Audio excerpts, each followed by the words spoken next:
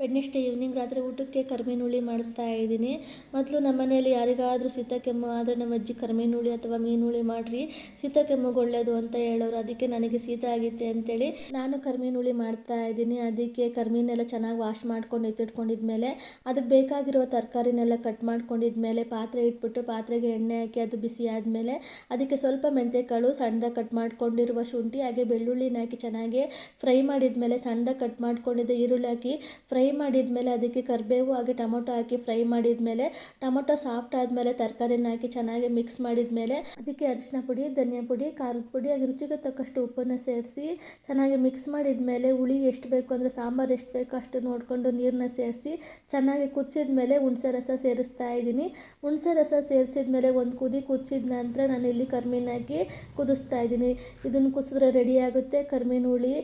ಮಸಾಲೆ ರೂಪದಲ್ಲೇ ಸಿಂಪಲ್ಲಾಗಿ ಮಾಡಿರುವಂತಹ ಕರ್ಮೀನು ಹುಳಿ. ಈ ಮಾನ್ಸೂನಿಗಂತೂ ತುಂಬ ಒಳ್ಳೆಯದು ಕರ್ಮೀನು ಹುಳಿ.